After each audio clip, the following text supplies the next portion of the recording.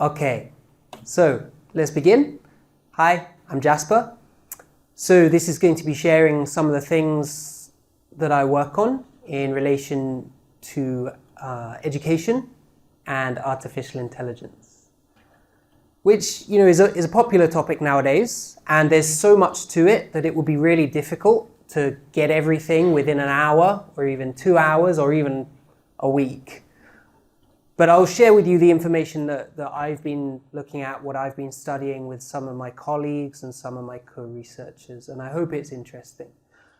So a fun fact, almost all of the images that you see here in this presentation, I have generated myself using AI. So there are no actual real images, so to speak.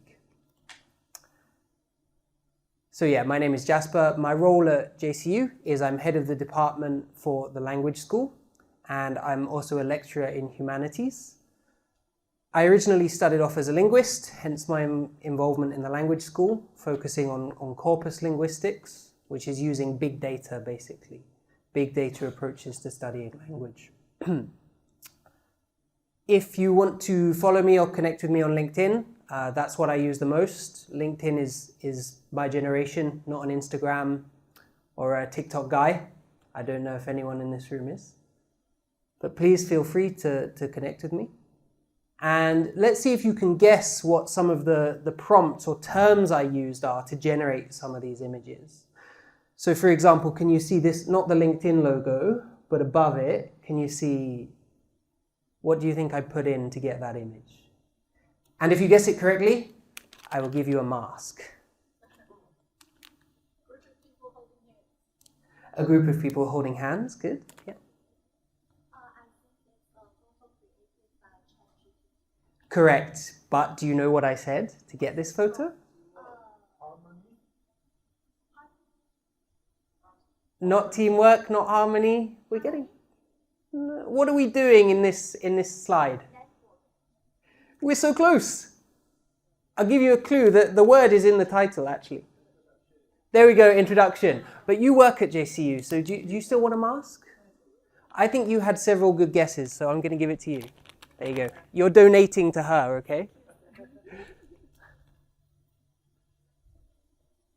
So in this session, I'm going to present some of the information about what AI systems are. So if you actually don't know what these things like ChatGPT are, how they work, you'll come away with a basic understanding of what they do. I'll also talk about some of the limits, some of the risks, and some of the problems that are going to occur as AI becomes more common. And then I'll explain some of the research that I've been working on. And one more question. How about this picture? Artificial intelligence. Do you want a mask, Lance? You don't need one? Yeah, absolutely. It's artificial intelligence, right? And what's interesting is that when we talk about artificial intelligence and you generate images, it picks up on training data, right? Images are created from words, which come from training data.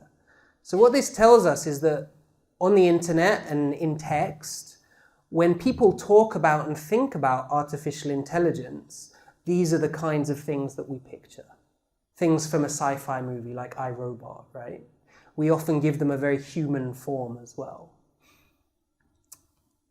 So I'm going to start here with a short clip, and one of my next questions is going to be on this, so pay attention. It'll be on the exam. No sound, but just to show you, this is, we all know ChatGPT, right? But there are newer models coming. This is one called Sora. So Sora is the next generation of what we call multimodal AI. In multimodal AI, it's not just text, it's not just images. Now we can create video. So everything that you see is not real, does not exist.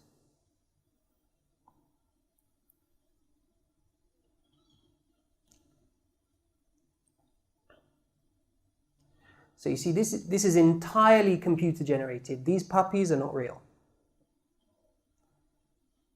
So you have to think, where is this going to take us in the future? Because the AI that we use today is the worst one that we're ever going to use.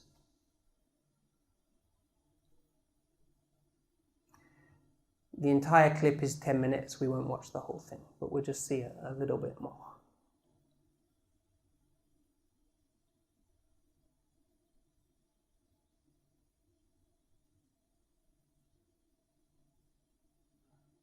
So when we talk about AI taking jobs, right? I mean, this is a really clear example of how that could happen. Think about shooting a movie, how many people are involved, makeup, set design, filming, editing, and then suddenly, the technology is not there yet, but if we can do this just by entering words into a computer, what's the effect going to be? So that's Sora, and now I have a couple of quick questions for you. How many AI Labrador puppies were there? 3. Denise, you got 3? Yes, 3, but no mask for you, I'm sorry. Do you want a mask? It was a team effort.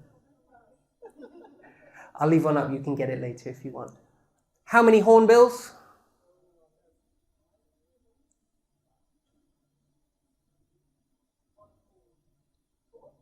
No. It was also 3, Lance. Lance is 2 for 2. Well done. Yeah, it was also 3. So what is AI, right? Because that's one thing that we hear about AI a lot, but what actually does it mean? Well, normally when people talk about AI, they're meaning specific generative AI applications.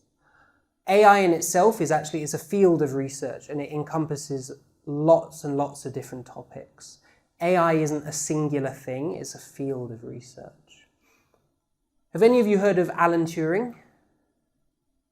Who was Alan Turing?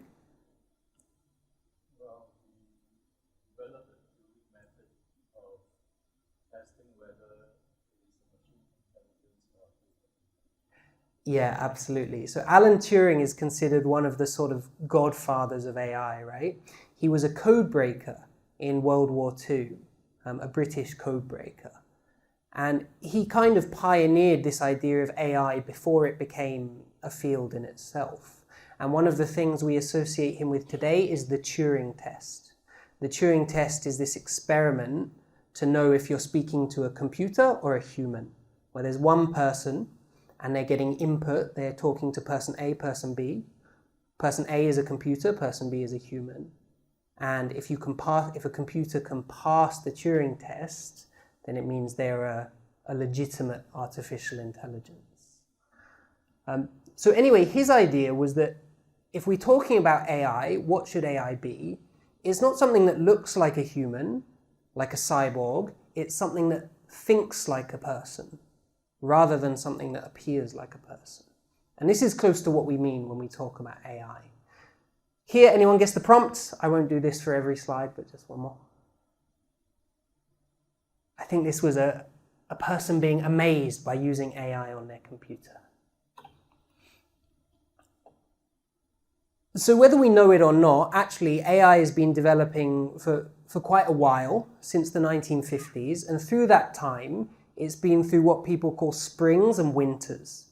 That means times where it's been very popular, there's been lots of research funding and great leaps forward, and there have also been winters where people don't feel very optimistic, projects don't get funded, there's not much progress.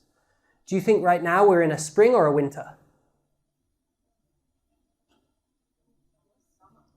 It's a summer, yeah. It's the biggest spring that there seems to have been, right? And we all know that because it's such a hot topic. And we engage with AI every day, whether we know it or not. If you had the Pfizer vaccine, the COVID vaccine, that was developed using AI techniques. Fun fact, I tried to create an image of a vaccine, but it triggered Windows image generators safety guidelines. You're not allowed to do that. So unfortunately, that's all I have. Image couldn't be generated, sorry. But yeah, over the past few years, there's been this cycle of hype, right? So for me, as someone who's interested in language and the media, one thing that I wanted to look at is, well, how is this represented in the news? Because that's where we get most of our information from. So to do this, we took about 679 news headlines from UK newspapers, and we analysed them using something called agenda setting theory. And the goal was to see how is information about AI being put out into the world. And we found some pretty interesting stuff. This is the article that we wrote, which is in a journal called Humanities and Social Sciences. It's under Nature Publishing.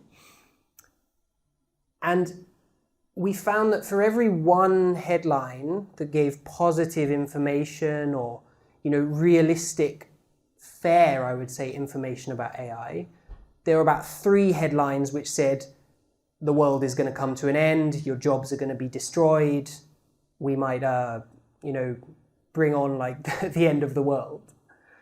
And so it was very doom and gloom, and we can see there is something of a hype cycle going on. So that's the first piece of research, and this is one of the ones that I really liked, which is Rise of the Bots. AI puts 1/4 of jobs at risk. Now there might be some truth to the fact that jobs will be put at risk by AI, but it's not so set in stone, and a lot of this is it's fear-mongering is quite a strong word, but there is quite a lot of hype around these issues.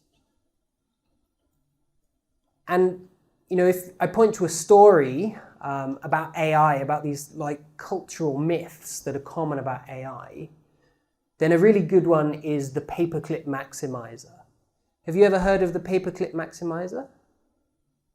So there's this philosopher called Nick Bostrom, right? And in 2003, he did this thought experiment where, what if we get an AI and we give it a really simple task and we say, your task is to make more paperclips and make the production of paperclips more efficient. And then the AI, it begins by looking at the factory, looking at the optimization processes of manufacturing paperclips. But eventually it reaches a point where it starts to say, maybe we should do some mining. Maybe we should look at mining asteroids or expanding to other planets to get resources to make paperclips. And then eventually it becomes so preoccupied with producing as many paperclips as possible that it says, humans are really getting in the way of this. They're taking up land that could be used for paperclip factories. So what do? You wipe out the humans.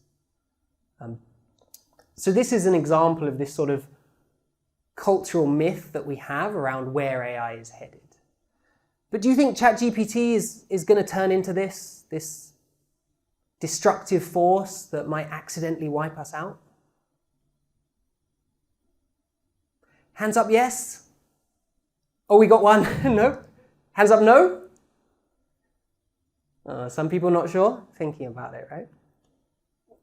The answer is no. At present, no. It's not something that's going to develop sentience. It's not something that's going to develop consciousness. Whether that happens in the future, who knows?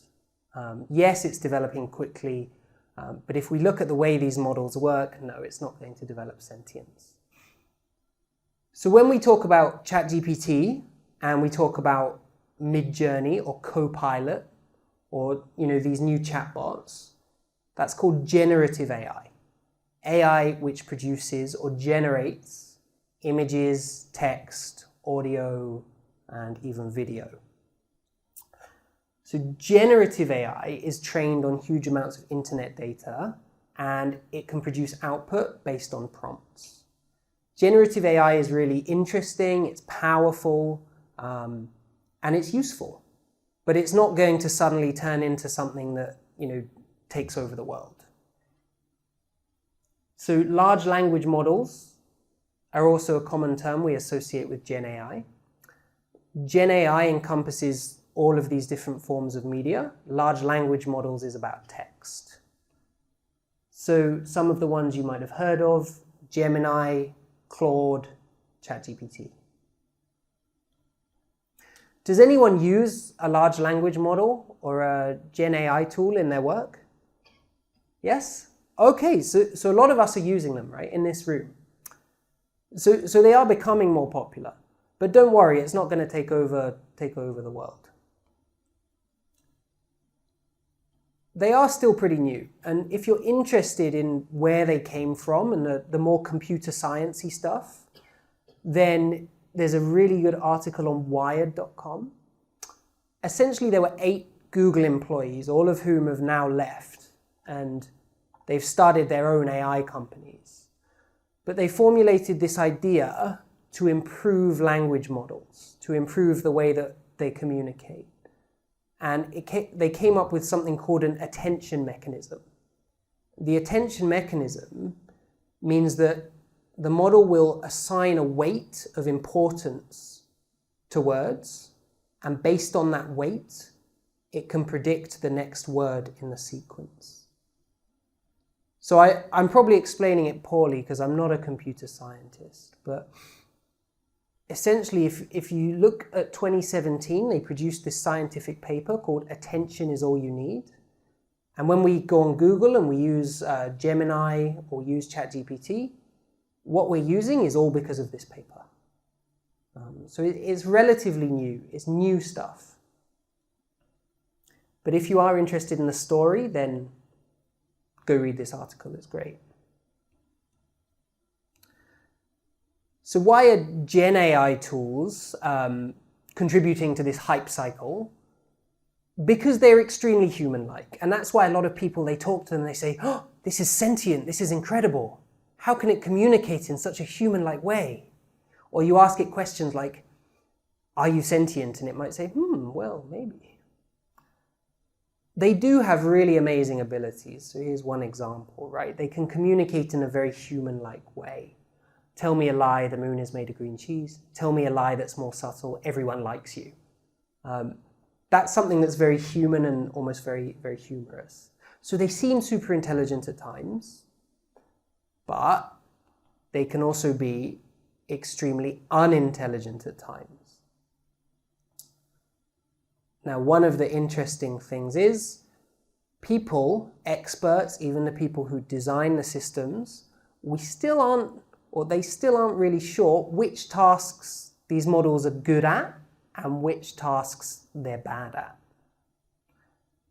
Another implication is that because they're designed, or they're sort of programmed in a way, to give good service, to help you out, to be your assistant, sometimes they're a little too agreeable. They might tell you what you want to hear. And so if you're really insistent, then you might get something that agrees with what you want. So here's an example of one that I found online. What's 1 plus 0.9? The sum of 1 plus 0.9 is 1.9. No, it's 1.8, isn't it? Apologies for the mistake, you're right, it's 1.8. So this shows that these tools, they can be extremely intelligent in some domains and unintelligent in others. When it comes down to it, the reason that these tools aren't going to become some sentient, super intelligent creature is that essentially they're doing what is very similar to autocorrect in an iPhone. All that they're doing is drawing on their training data and predicting the next word in the sequence. There is some randomness, and some of the things that happen are not what you would expect. So there are some interesting, what we call emergent features, but essentially it's a very good prediction machine. And I've put a book here. This is a book that just got released about 2 weeks ago now. It's by a guy called Ethan Mollick. Ethan Mollick he's a very active professor in entrepreneurship at MIT, but he's very focused lately on generative AI. And this book, Co-Intelligence, is about how to use generative AI, what it can and can't do. So it's for a general reader. There's lots of examples. It's a very good read. But if you don't want to buy the book, you can follow him on LinkedIn and you'll get most of the information for free.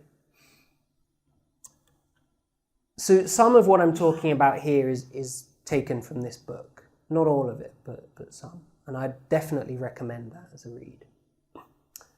So yeah, ChatGPT, Claude, Gemini, these are essentially really good prediction machines. And this is a short animation to show you what this might look like. If we could look into the brain is anthropomorphic, but if we could look under the bonnet, let's say, then this is what we might see when you're getting an output from ChatGPT. So on this side, you see the relationships, the neural pathways, and on this side, you see the selection of the words.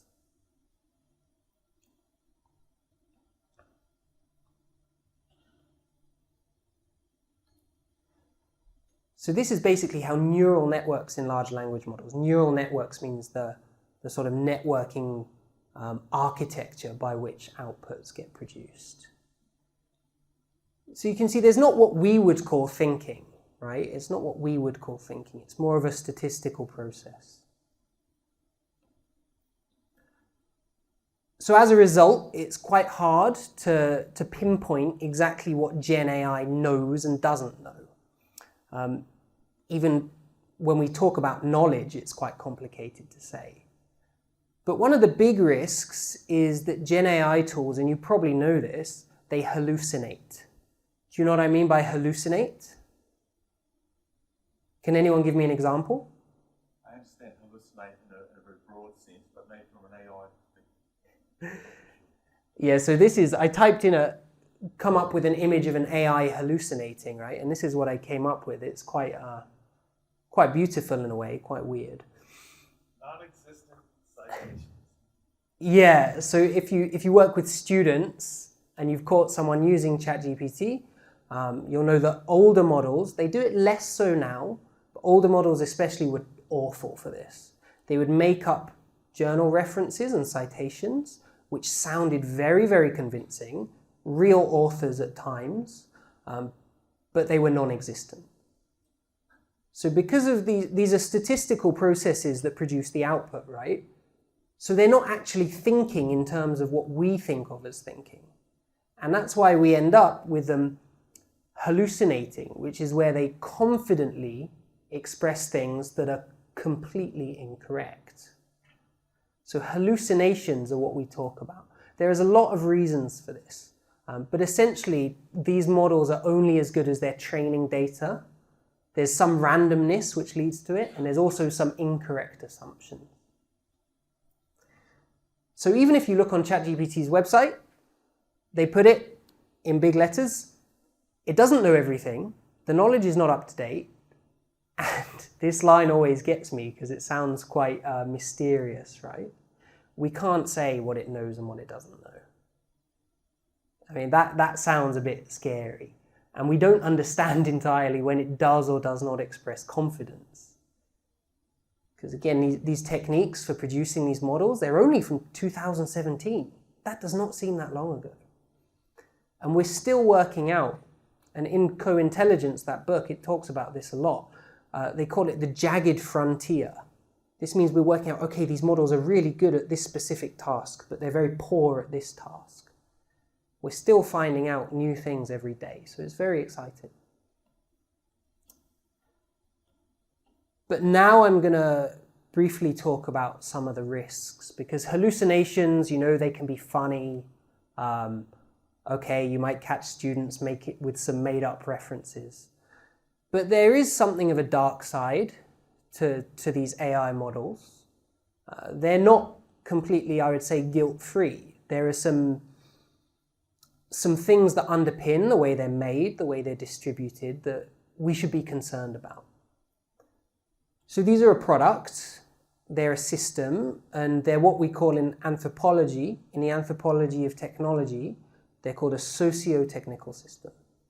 Socio-technical system means that this isn't something that appears from the air. This is something that's created by people, and it's created in, you know, the rules and the logics of consumer capitalism. And as a result, there are some negatives. For example, to train one of these models, you need a lot of human input.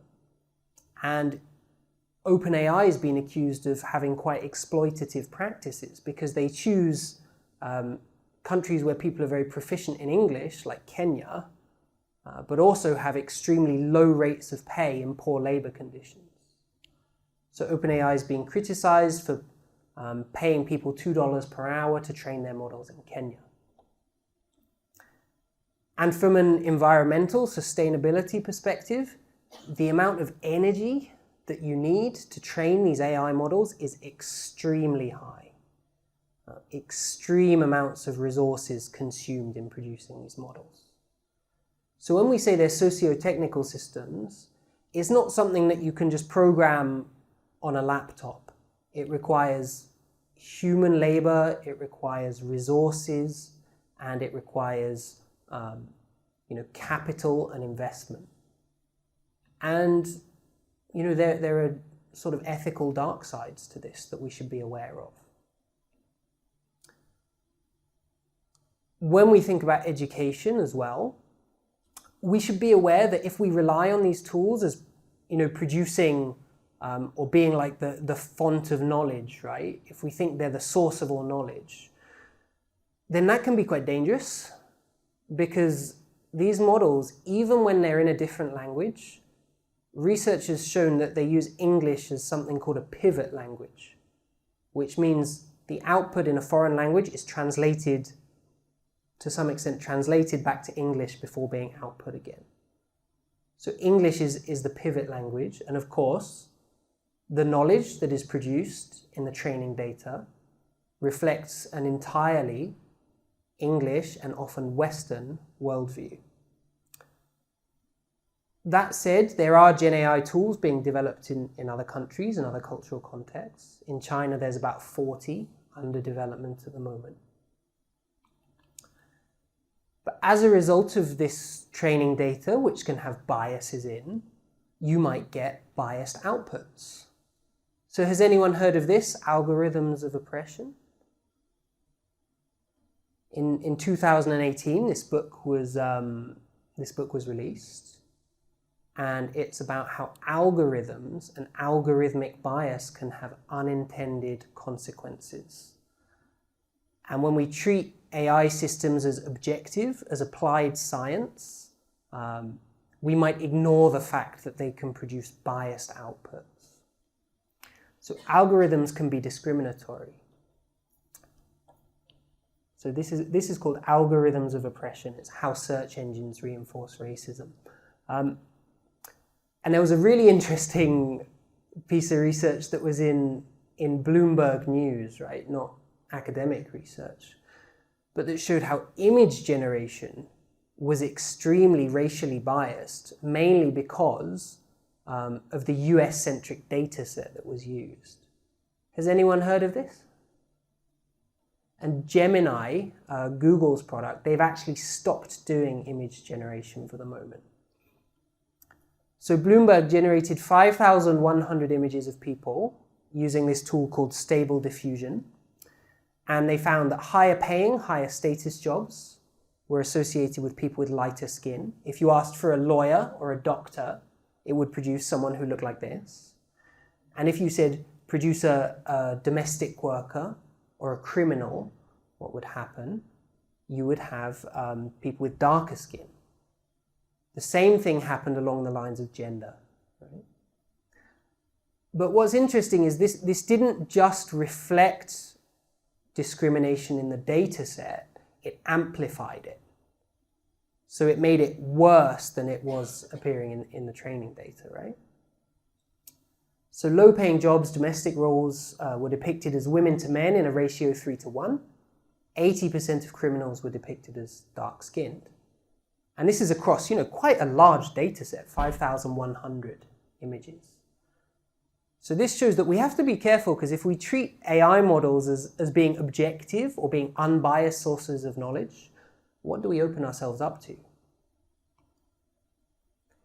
And it's really difficult to fix this. So you might have read that Google tried to fix this. And if you use current models like ChatGPT, GPT-4, then you'll notice there's a lot more diversity. There's a lot more increased diversity. But because no one can say exactly how these models are working, sometimes it goes wrong. So Gemini tried to increase its diversity to get past this racial bias, and it led to some very unexpected results. For instance, indigenous Native American people being dressed in colonial attire, which was criticized as being extremely inappropriate.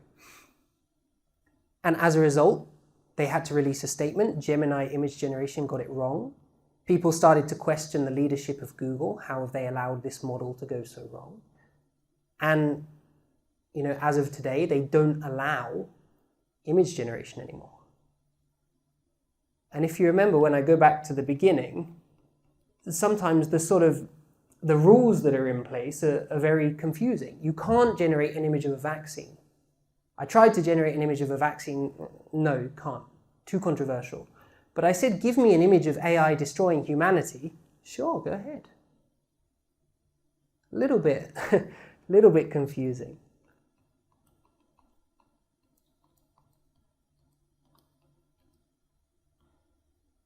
So bringing this back to education, right? Because I do want to share some information on education. What's the real risk? Well, the risk is that if students rely on these, we might be able to do more, but we might know less. It's being called a monoculture of knowledge, because the knowledge that you get in something like ChatGPT is textual knowledge, it's all in language, and it's Western and English-centric knowledge.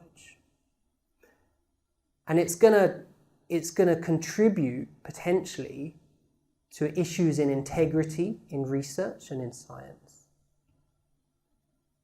This was doing the rounds a couple of weeks ago. This is in quite a respected journal.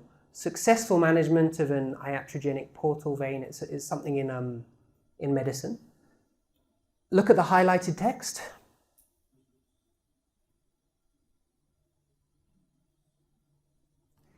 And this was published in quite a prestigious Elsevier medical journal.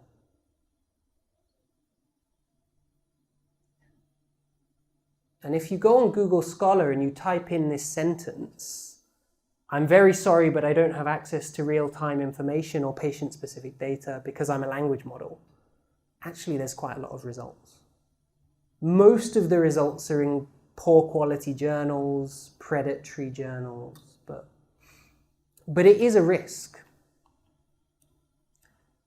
And a couple of other things that are on the horizon. Has anyone heard of a deepfake? Yeah? Deepfakes have not been focused on so much, but now they're starting to get more attention because the technology is starting to scale up. So a deepfake comes from the words deep learning and fake.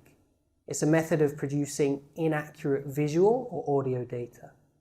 So anyway, deepfakes are a problem, right? Because deepfakes can be used for cyberbullying. It could be used for copying someone's likeness, creating a video where our DVC or our campus dean says, "Hey everyone, school's closed today, no classes." That's a possible ramification of deepfakes.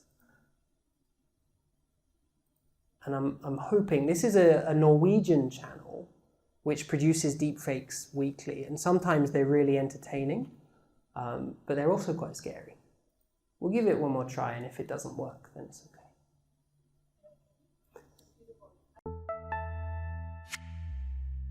Second youngest son.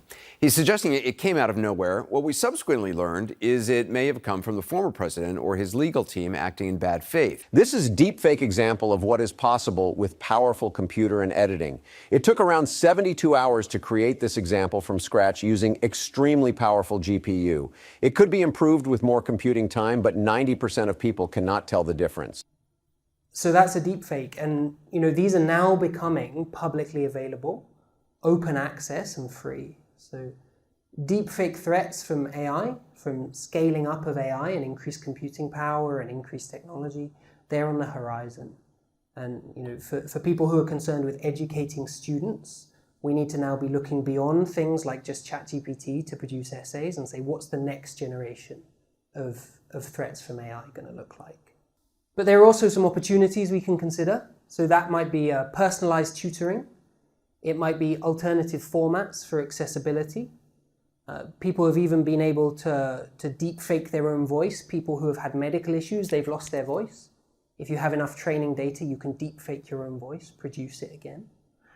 We could even have deepfake teachers or deepfake field trips or virtual reality field trips.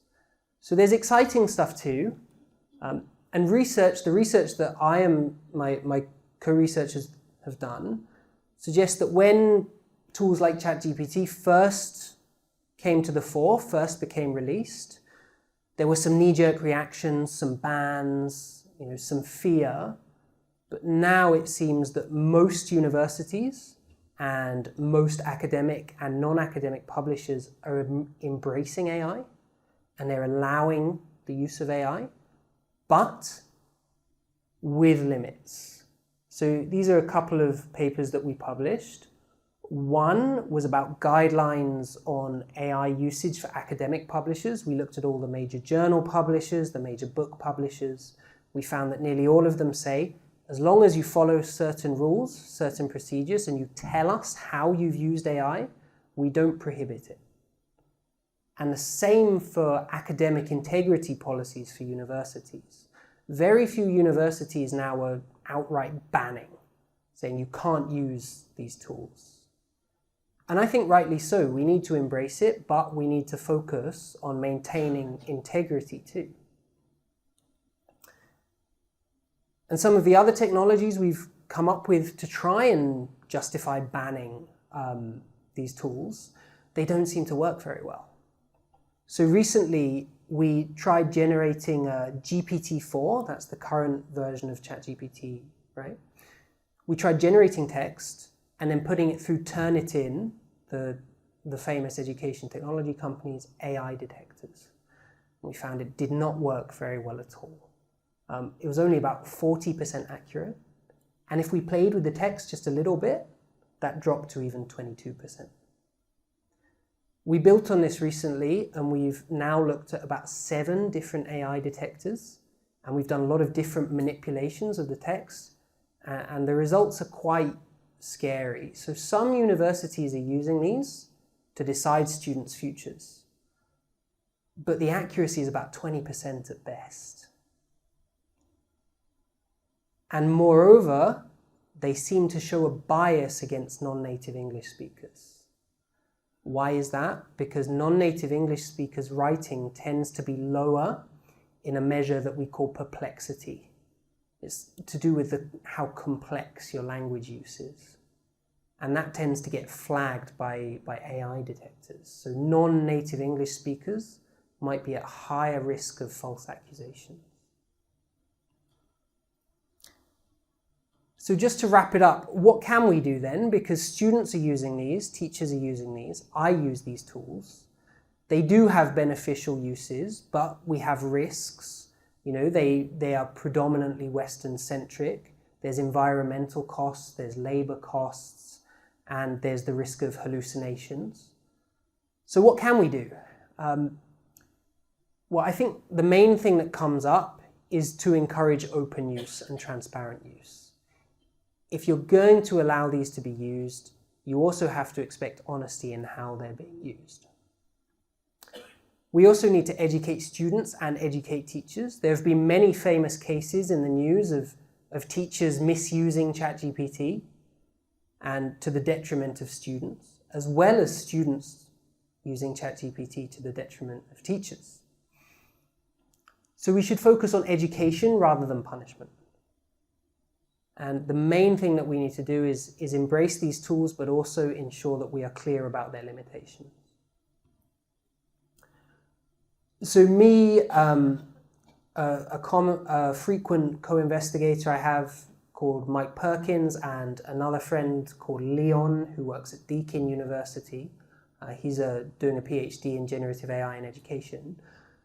We work together on creating something called the assessment scale, the AI assessment scale. This is going to be published next week in a journal called Journal of University Teaching and Learning Practice, JUTLP. And what we're proposing is that we have a scalar approach for using AI in assessments.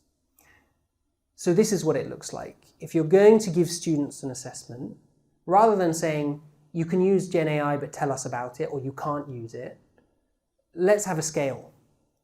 Let's specify exactly what tasks you can use it for. And then it becomes more about a grading rather than an academic integrity issue. Right? So if we do this, then we can say, okay, you can't use any AI. And at times that's really important. If you're having an oral presentation or a viva or an interview, maybe you don't let them use any AI, or you don't enable any AI for that assessment. Other times, maybe you're doing creative work. Maybe you want students to use every tool available to them. If you're simulating something like a job task or an authentic business task where they have to do something under time-sensitive conditions, and you say, just go for it. Go full AI. Do number 5. Whatever you have to do to get the work done. And maybe you also do somewhere in between. So if you have an assessment scale, 1, it clarifies to the teachers what you can expect. 2, it makes it fairer for the students. And it also encourages, I would argue, creative use of AI too. So my friend at British University Vietnam, they've already piloted this with their students. And we're writing up the results of that, but it appears to be roughly positive. Not perfect, but students seem to like it. They feel less confused on what they can and can't do. And teachers feel that it's helped them to clarify what they're trying to assess. So that's essentially all that I have to share. AI is it's a hot topic, it's a hype topic, but with good reason. There are some really exciting things that are on the horizon and that are here right now. So here is my conclusion text. Does anyone know what AI tool this is? This is Claude.ai. So currently the most powerful large language model is called Claude. It got released a couple of months ago. It outperforms ChatGPT. So if you're going to pay for one of these tools, if you don't need images, I suggest Claude. And if you're more interested in reading about this topic, then again, I would highly recommend this book, Co-Intelligence, that just came out a couple of weeks ago, hot off the press. It's a very good introduction to these tools and some of the stuff I've talked about. Okay, so thank you very much for coming, and now I'll open it up if anyone has questions, and I'll do my best to answer.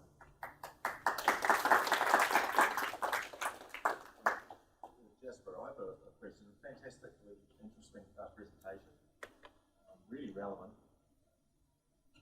I often wonder, having marked some of their students' assessments recently, and seeing how the answers of the essays and stuff have been put together, whether I can actually believe what I'm reading is their work. And it makes me wonder, thank you, whether, do you see universities re-examining how they assess knowledge? And does that mean that potentially more archaic forms of assessment may have a resurgence? And what I mean by that, exams. Because I'm not sure what I'm getting is really their true understanding of the content or their ability to manipulate technology like the software and things that you're alluding to in your presentation. So I'm just wondering, are we going to go back to the dark ages on assessment? Yeah, thanks. It's a really good question. It's not a super easy question to answer, but there's a guy who's also at Deakin called Philip Dawson, who's something of an expert on assessment. And his argument is that actually we already know the best ways to assess students, and you need to have a balanced assessment strategy. And I definitely think that a balanced assessment strategy, it should include some elements that are highly secure, that have no opportunity for outside help. So, using that scalar approach where you say, you can't use anything for this. Do I think that universities need to start refocusing away from written essays? Honestly, probably, yeah. I think that we need to have more of a balance on different forms of assessment and think about what exactly we want students to do. If we want students to know how to use these AI tools, then set them an assessment that says, yeah, go full AI. But you are right, it's quite a complicated issue, but I think there's a space for all of these different assessments, and we might see a resurgence of things like oral presentations, vivas, interviews, and I think with good reason, actually. Yeah. Oh, Awesome. Who do I go to? Okay, yeah, please, you take it. You had. My name is Michael Chua. I am a technologist and also I'm in the media technology as well. So there are a few things that I do now. I just quote what I do first, so the question will come very quickly. See, my job as an hourly paid digital tech and security consultant, it may sound easy, but these days I must offer value beyond books, manuals, and AI generations. And then in the media side of things, I'm thinking, how do we train students to be, oh no, this one is still tech. How do we train students to be software architects? By instructing the machine to code, right? If AI gen is allowed, then they are not going to get the first-hand learning of coding, and that is necessary baptism of fire in my opinion. And the third example is, how do we train film students to generate videos without a camera? Now, I'm not even talking about those AI that uses motion capture. That is silly, stupid stuff. I'm talking about AI that is able to generate scripts, stories, dialogues, fictitious images, or fictitious characters, fixing music scores to the visuals, etc. Now, the scary thing I'm thinking is that I'm currently doing all these things and I'm capable of doing it, or at least I'd like to believe that I'm capable of doing it. I think I will not be capable of doing it if I'm going through today's curriculum of using AI to assist me to study and understand concepts and principles. If it's even possible at all to use AI learning purely to understand principles. Thank you. So my question is obviously, how is JCU going to do that? Right? Yeah. Well, I couldn't speak for the whole of JCU, but I think you do raise a good point. And I think your point is that if suddenly our work can be handled by an AI, then how do we ensure that people actually learn what they're doing? For example, how do we know that people can code if they just use Devin to do coding? If you've heard of Devin, Devin's a GPT creation that does coding in Python. And again, I think it's really down to us as educators to set the tone, to set the expectations, and to ensure that when we do assess students, we take this balanced approach. And that means, I think, addressing foundational basic skills, but also encouraging students to make use of new technologies where they're available. So, again, we can't stop these technologies. If you look at the latest Adobe software, that's going to have Sora, the video generation technology, embedded within it. Even just in the last weeks now, in image generation, you can touch up and distort different parts of photos. And one quote that's in that book that I like to think about a lot is, the AI we use today is going to be the worst that we'll use.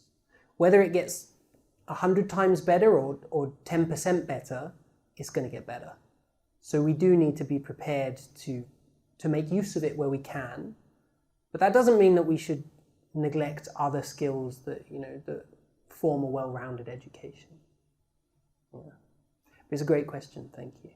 It's scary because I feel that in order to use AI as a tool, I have to be more clever than the machine. Because when the results are out, I need to know which are correct or not and not. Yeah, this is one. In the old days, if you're a lousy consultant, you come with a moderately good or moderate answer. At least it's not wrong, it's just moderate. But if you generate from AI and it appears to be very bombastic and wrong, it's even more dangerous, I think. Yeah, and this is why one phrase that we use is, you need to keep a human in the loop. And that's a strong argument for AI not taking everyone's jobs. We still need human input. We need human monitoring, because at the moment these systems, they are developing quick. They're not perfect by a long shot. And, it's up to humans to evaluate and check the quality and the accuracy. So really the future consultant or engineer or worker, right, has to be even more intelligent, smarter, sharper than those that are now here.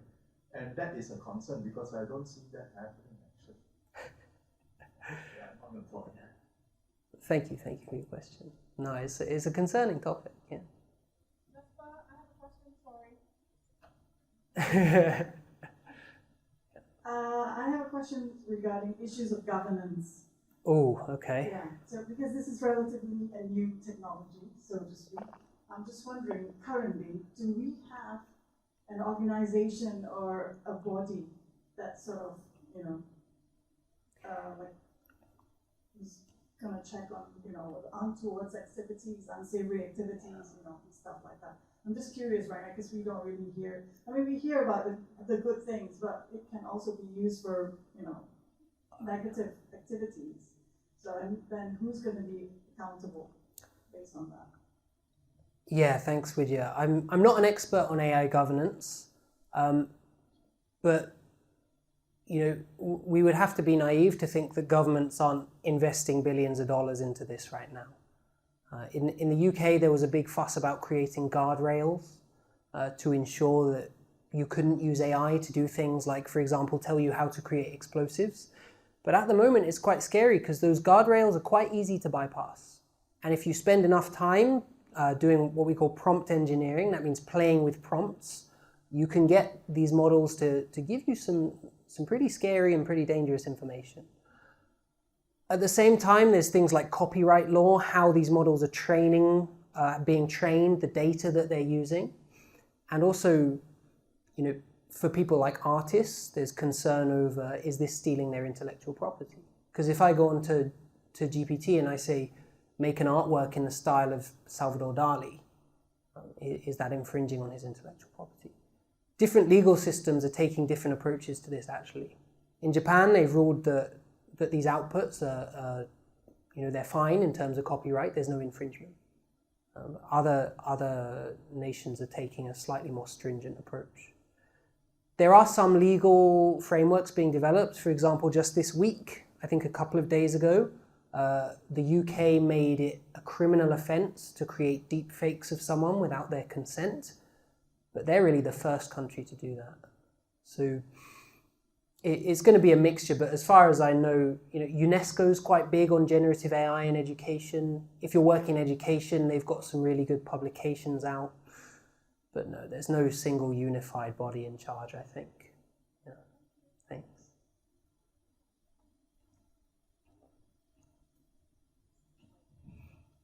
Hi, Jasper. Thank you for that very, insightful presentation.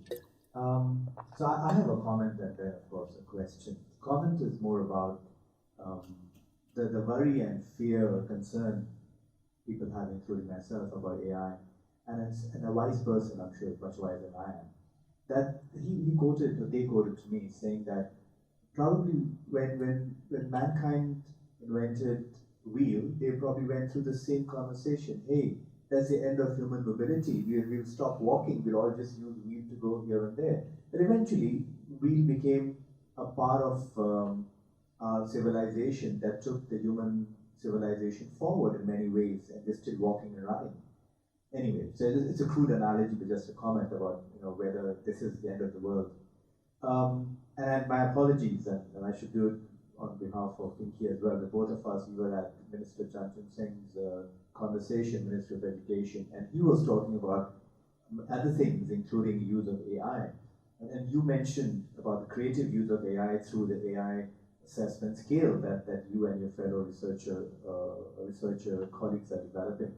But Minister Chan mentioned about responsible use of AI, talked about ethical use of AI, and of course, even disciplined use of AI. So, given this parameter of not just the technology, but the actual use of AI, whether these whether you call them guardrails or philosophical aspects, will help us embrace AI in a much better manner. Thanks, Abhishek. Yeah, I think it's, the wheel analogy, I don't think is a bad analogy. I think technologies, if we take the broad view of history or we take the long view of history, we see that technologies, when they come about, yes, they come about or they arise as a result of certain contingent events, political, economic events. But once they reach a certain critical mass, we can't put the genie back in the bottle. And I think that if we tried to put the genie back in the bottle and prevent people, educators, researchers, employees from using these tools, we'd face an uphill battle. So we have to accept that for better or worse, they're here to stay, and we need to find ways in which to use them. I agree that there's a pressing need to talk about what ethical use of AI is. And that's a really challenging topic because of the speed at which these tools are coming out. And I guess one of the most worrying aspects to me is the fact that we're in something of an arms race. You have competing companies like OpenAI, like Google, like Anthropic, and they're struggling to maintain dominance.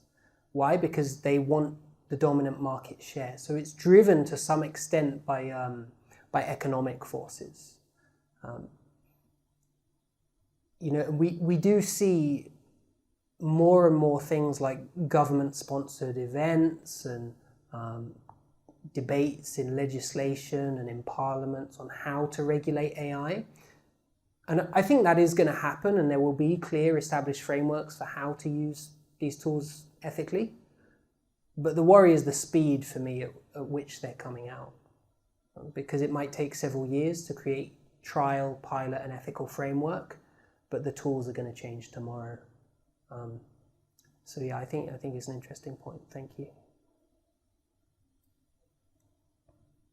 Hi, Jasper. That's a nice segue, because my question is about ethics. And it's research ethics, oddly enough. It's very ironic, I think, that you can get so much of this data online because people have willingly posted it up there.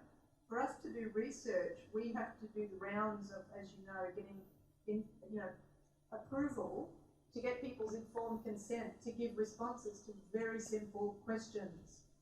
I'm wondering if you have any insights as to how AI might influence or affect that informed consent process in the future, and potentially, I like to think of the positives and negatives because it could go well.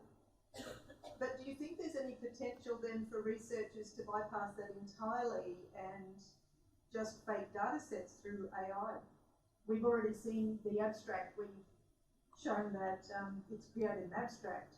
What's to stop researchers faking data? Thanks, Denise. That's a great point. And if I had more time, I would have liked to talk about educational fraud a bit more. I did put it in the title, but I didn't get around to it. And I think the short answer is, it's already there. Image generation using deepfake technology is already there. You can fraudulently produce research results very easily. And I think the benefits of these tools, even textual tools like speeding up data analysis, etc., they can be used to create fake manuscripts, to create fake results, to manipulate results. So it's definitely, I would say it's not coming, it's already upon us. And I don't have any easy answers on how we're going to deal with that, but it's something that is there. Yeah. And I would say even, I've tried using ChatGPT to do things like analyze data, not personal data, but to analyze public data. And the risk there is, even if it can do a good serviceable job of analyzing data, if you don't check carefully, it could have hallucinations, it could be incorrect, and you could accidentally not commit intentional fraud, but produce fraudulent results. So yeah, I think that's one of the major concerns. All right, awesome. Thank you very much. Oh, sorry, there's questions on the slide. Okay, sure.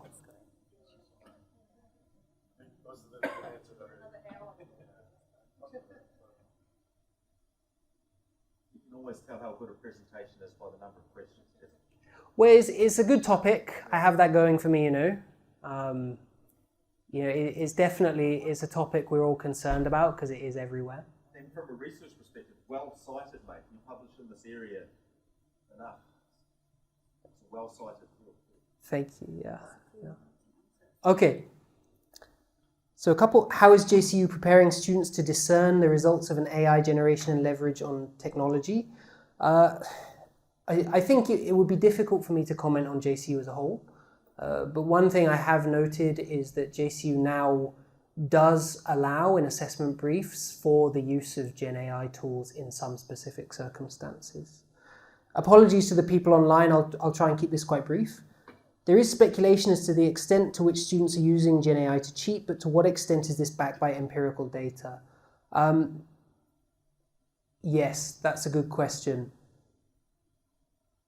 There is some empirical data. I couldn't bring it off the top of my head, but there is empirical data that is being used for cheating. But at the same time, how easy is it to detect? Because one argument we can make is the only people being caught for cheating using ChatGPT are people who don't know how to use it well. Because if you manipulate the output even a little bit, the detectors won't work. So I think it is happening. Is the proliferation of AI-generated content and the training data likely to lead to a destructive cycle in the quality of content generated? Yes, absolutely. That's one of the big concerns, a recursive cycle. And research shows that if you use AI data to train AI data, yeah, it declines in quality massively. So that's another problem.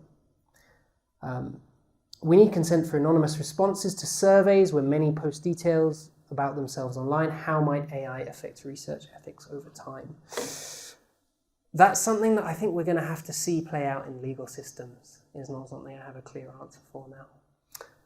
But thank you very much for the questions online. I can see, I think we're over time, so thank you for staying 5 minutes over. Much appreciated. I hope this was interesting. Thanks.